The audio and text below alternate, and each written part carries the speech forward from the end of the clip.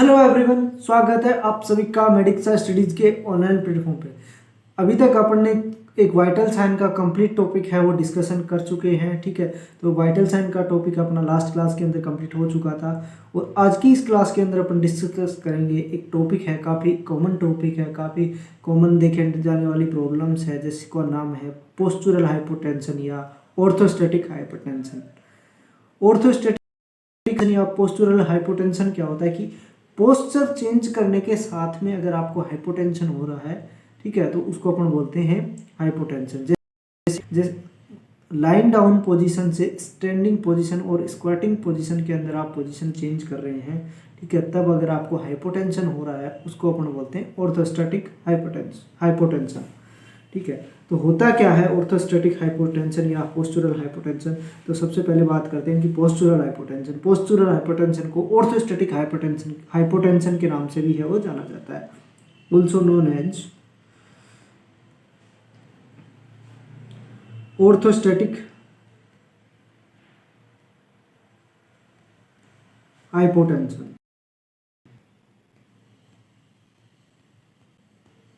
Also known as orthostatic hypotension. होता क्या है कि एक कंडीशन है जिसके अंदर क्लाइंट है वो सिटिंग पोजीशन या फिर स्टैंडिंग पोजीशन के अंदर जाता है, तब उसका सिस्टोलिक और डायस्टोलिक बीपी है वो फॉल होता है, उसको अपन बोलते हैं पोस्चुरल हाइपोटेंशन। ठीक है, it is a condition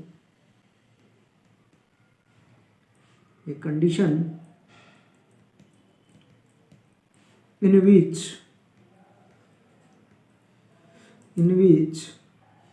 a client या when a client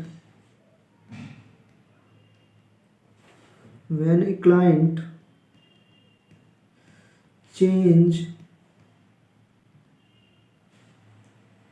या when a client in which sudden fall of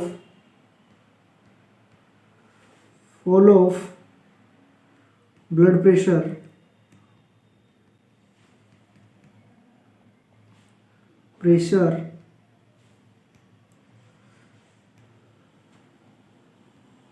when a client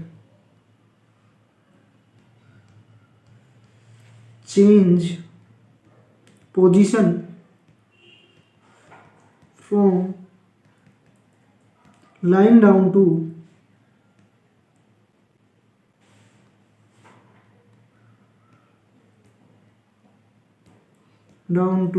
sitting or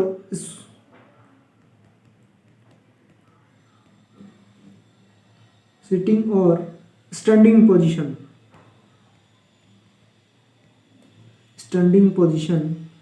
ठीक है, तो क्या है, it is a condition in which sudden fall of blood pressure when a client change position from lying down to sitting और standing position के अंदर।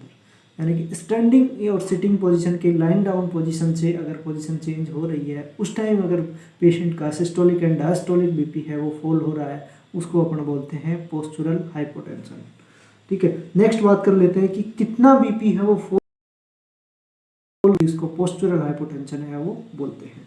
ठीक है, तो नेक्स्ट आता है इट डायग्नोस्ड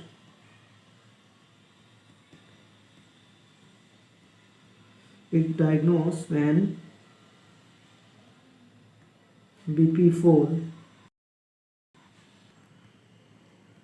कितना करोगे, सिस्टोलिक की अगर बात करें तो सिस्टोलिक अगर more than 20 mm of Hg अगर बीपी फॉल है हो रहा है तब, और डायस्टोलिक की बात करें तो more than 10 mm of Hg अगर बीपी फॉल हो रहा है तब उसको बोल देंगे अपन postural hypotension. Within 3 minute of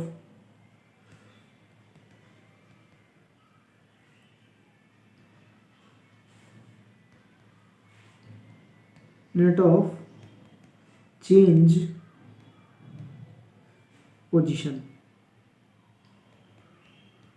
यानी कि ये जो सारी घटना है वो कब होनी चाहिए, पोजीशन चेंज करने के 3 मिनट के अंदर अगर बीपी फॉल हो रहा है, ठीक है। सिस्टोलिक की बात करें तो सिस्टोलिक होगा more than 20 mm of H G, और डायस्टोलिक की बात करें तो डायस्टोलिक होगा मोर than 10 mm of H G, तब इसको अपन बोलेंगे पोस्चुरल हाइपोटेंशन, ठीक है।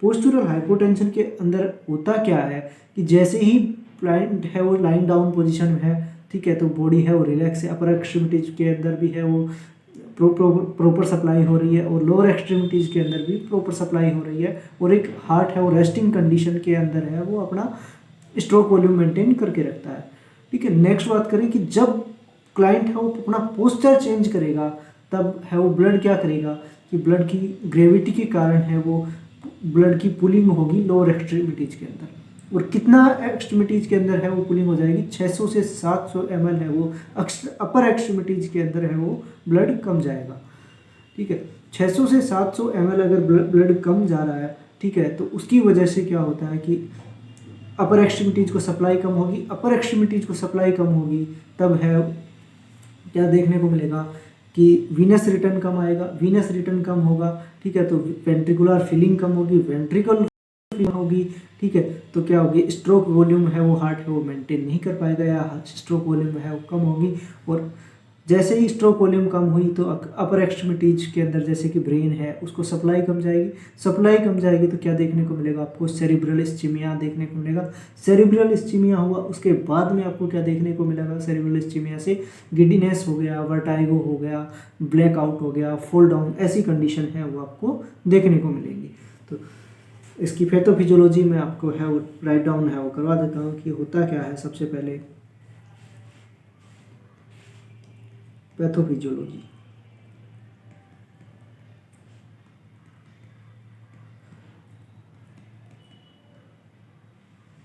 ठीक है, पैथोफिजियोलॉजी,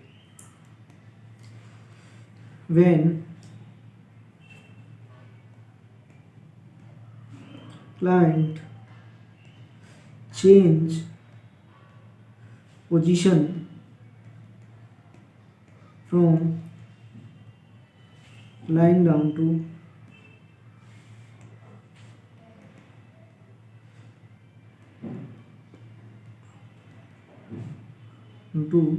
सिटिंग या फिर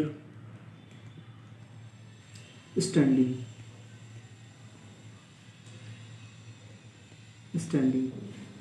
तब क्या होता है, पुलिंग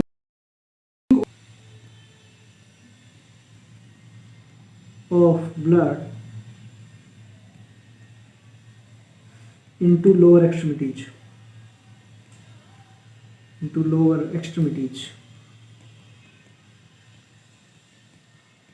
लोअर एक्सट्रीमिटीज के अंदर है वो ब्लड है वो पुलिंग होगा ड्यू टू ग्रेविटी के कारण, ठीक है। अगर ब्लड है वो लोअर साइड में पुलिंग होगा तो डिक्रीज सप्लाई टू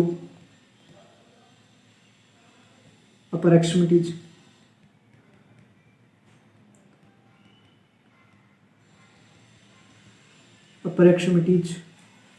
उसकी वजह से क्या देखने को मिलेगा, डिक्रीज वीनस रिटर्न,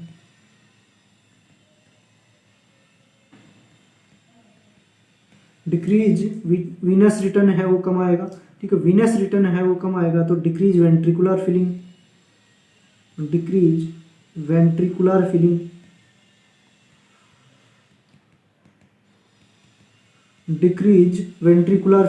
ठीक है। वेंट्रिकुलर फिलिंग कम होगी तो डिक्रीज स्ट्रोक वॉल्यूम,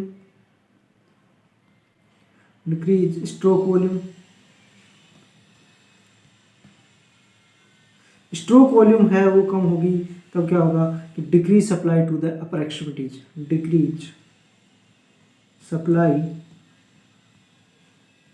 अपर एक्सट्रीमिटीज,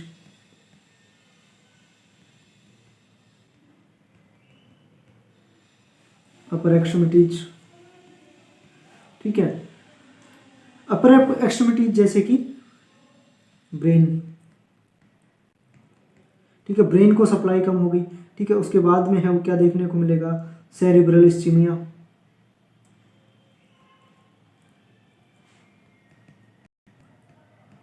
सेरिब्रल इस्चीमिया जैसी कंडीशन है वो आपको देखने को मिलेगी, ठीक है।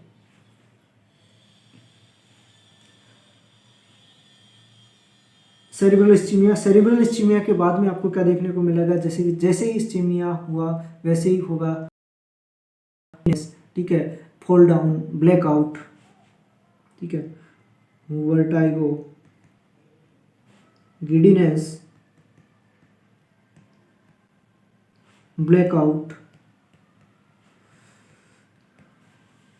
ठीक है, ब्लैकआउट एंड फॉल डाउन,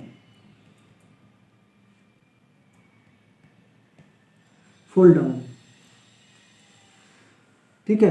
यानी कि पेशेंट है के अंदर जैसे ही ब्रेन के अंदर है वो सप्लाई कम हुई, सेरिब्रल इस्चीमिया हुआ, उसके बाद में है वो पेशेंट के आंखों के सामने अंधेरा छा जाएगा जिसको बोलते हैं ब्लैकआउट, ठीक है, और वर्टाइगो, गिडीनेस होगा तो क्या होगा, चक्कर आके पेशेंट है वो गिर जाएगा, ठीक है। तो ऐसी कंडीशंस हैं वो आपको पोस्चुरल हाइपोटेंशन के अंदर है वो देखने को मिलेंगी, ठीक है। ये हो गया पोस्चुरल हाइपोटेंशन की पैथोफिजियोलॉजी। और ऐसे क्या क्या कोजेज हैं वो हो सकते हैं, ठीक है, कोजेज हैं वो क्या हो सकते हैं जिसकी वजह से है वो पोस्चुरल हाइपोटेंशन होता है, ठीक है। कोजेज की अगर बात करें, ठीक है, तो कोजेज हैं वो दो टाइप के हो सकते हैं, पैथोलॉजिकल और फिजियोलॉजिकल, ठीक है। पहला हो सकता है पैथोलॉजिकल,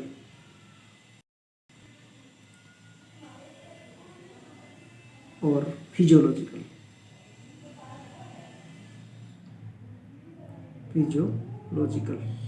दो टाइप के हैं वो आपको कोजेज हैं वो देख सकते हैं, ठीक है। अगर पैथोलॉजिकल की पहले बात कर लेते हैं, ठीक है।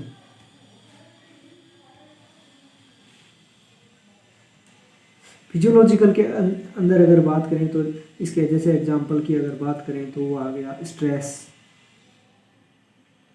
एंजाइटी, ऐसी कंडीशन के अंदर है वो हो जाए क्या पोस्चुरल हाइपोटेंशन है होने की संभावना हो सकती है। पैथोलॉजिकल की अगर बात करें तो पैथोलॉजिकल के अंदर है वो आपको देखने को मिलेगा जैसे कि anti hypertensive medications,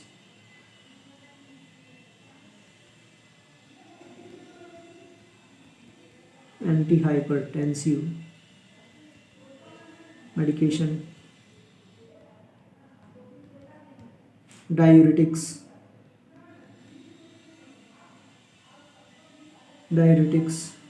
hypovolaemia,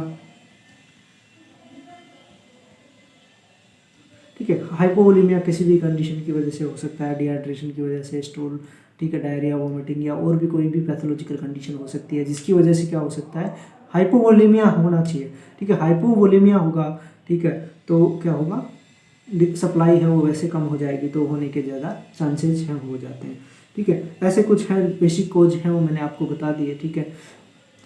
next बात करते हैं कि जैसे ही आपने एंटी हाइपरटेंसिव मेडिकेशंस का है वो कंजप्शन है वो किया, ठीक है। एंटी हाइपरटेंसिव मेडिकेशन जैसे कि है वो सीसीबी है का एग्जांपल है वो अपन ले लेते हैं, ठीक है। सीसीबी के अंदर है वो क्या होता है कि वो कैल्शियम चैनल को वो ब्लॉक करती है, ठीक है। तो उसका क्या करता है, क्या करेगा कि वो ब्लड प्रेशर को है वो कम करेगा, ठीक है। ब्लड प्रेशर जैसे ही है वो कम हुआ, ठीक है, ब्लड प्रेशर कम होने के बाद में आपने जैसे ही पोजीशन है वो चेंज की, ठीक है, पोजीशन चेंज होने के बाद में क्या हुआ कि सप्लाई कम हो गई, तो जैसे ही ब्रेन के अंदर सप्लाई कम हुई तो सेरिब्रल इस्चीमिया होने के चांसेस हो जाता है, ठीक है। नेक्स्ट आता है डायूरेटिक मेडिकेशन। डायूरेटिक के अंदर क्या होता है कि सबसे पहले कि वॉल्यूम ही कम हो जाता है, यानी कि जो एक्स्ट्रा फ्लूइड वॉल्यूम है या ब्लड वॉल्यूम है उसको अपन है डायूरेटिक मेडिकेशन है वो यूरिन के थ्रू है वो निकाल देती है, तो उसकी वजह से एक हाइपोवोलेमिया की कंडीशन वो हो सकती है। जब वॉल्यूम ही कम होगा तो ब्रेन के पास है वो प्रॉपर सप्लाई है वो नहीं हो पाएगी डायूरेटिक्स के अंदर, ठीक है।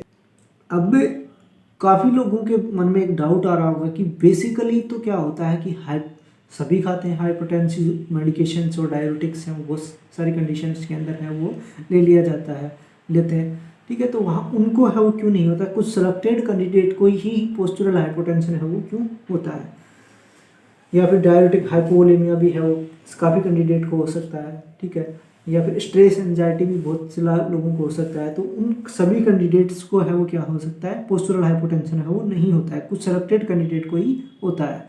ठीक है, अब बात करें कि ऐसा क्या होता है कि अपनी बॉडी है वो गॉड गिफ्टेड एक बॉडी मैकेनिज्म है, जिसके अंदर क्या होता है कि जैसे ही ब्लड है वो लाइन डाउन पोजीशन के अंदर है, जैसे कि आपके अंदर ये ब्रेन हो गया, बॉडी हो गया, ठीक है, तो लाइन डाउन पोजीशन में प्रॉपर है वो रेस्टिंग फेज के अंदर सप्लाई है वो जा रही है।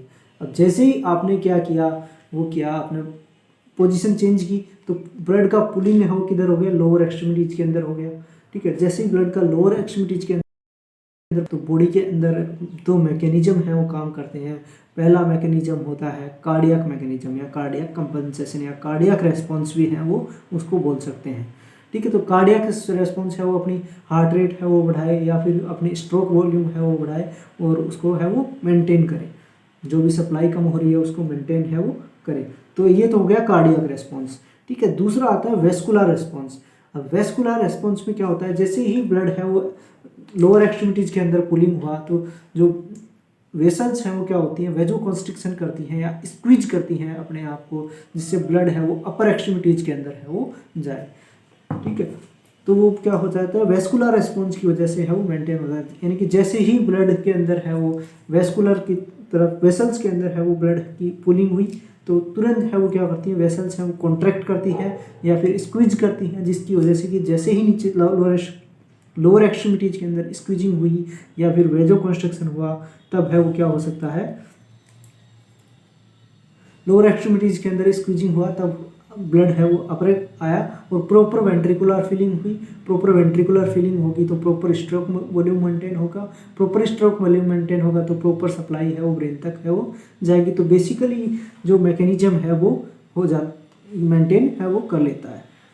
लेकिन कुछ ऐसी पैथोलॉजिकल या फिजियोलॉजिकल कंडीशन होती हैं जिसके अंदर है वो क्या होता है कि मैकेनिज्म है वो मेंटेन नहीं हो पाता है, तब है पोस्चरल हाइपोटेंशन है वो आपको देखने को मिलता है।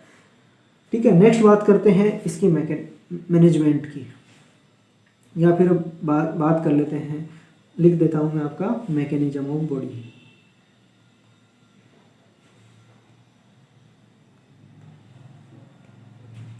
Normal body mechanism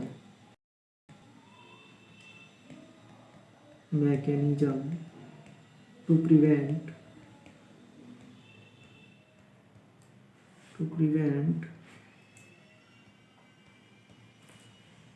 postural hypotension।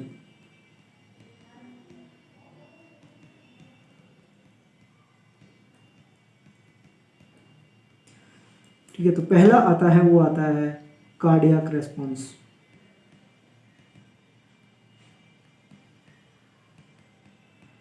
इनकी हार्ट है वो कंपनसेट करके है वो मेंटेन करे।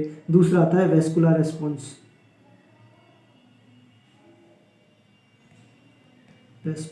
या कंपनसेशन भी बोल सकते हैं, वेस्कुलर रेस्पॉन्स।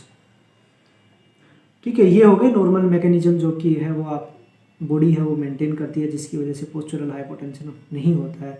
नेक्स्ट आता है कि पोस्चरल हाइपोटेंशन के अंदर मैनेजमेंट की अगर बात करें तो मैनेजमेंट है वो कैसे किया जा सकता है।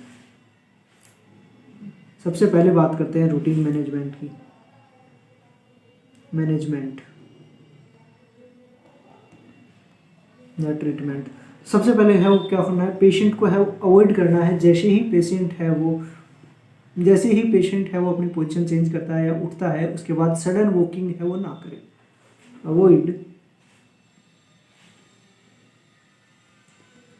Avoid sudden walking after change the position, after change the position,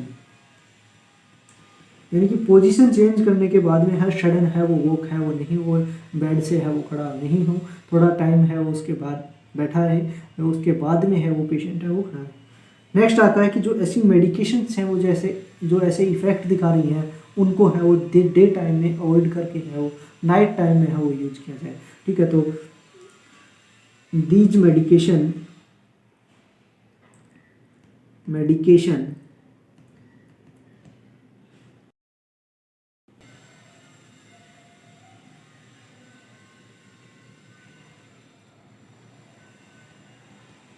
use in night time. ये हो गए बेसिक है वो आप पे हैं प्रिवेंटिव मेथड मेजर्स हैं वो आप ले सकते हैं पोस्चरल हाइपोटेंशन को है वो प्रिवेंट करने के लिए।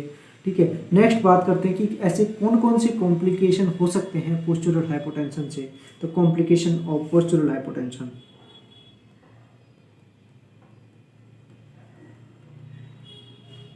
Complication of postural hypotension.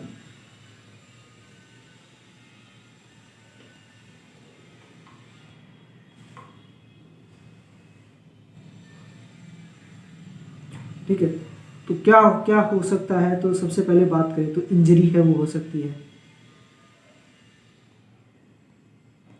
भाई कोई भी क्लाइंट है वो खड़ा हुआ फॉल डाउन हुआ तो उसको क्या हो सकता है, इंजरी है वो हो सकती है। और कॉम्प्लिकेशन फ्रैक्चर है वो हो सकता है। ये दो मोस्ट कॉमन है कॉम्प्लिकेशंस है वो मैंने आपको बता दिए हैं कि ये जो दोनों कॉम्प्लिकेशन है वो सबसे ज़्यादा है वो हो सकते हैं पोस्चरल हाइपोटेंशन के अंदर।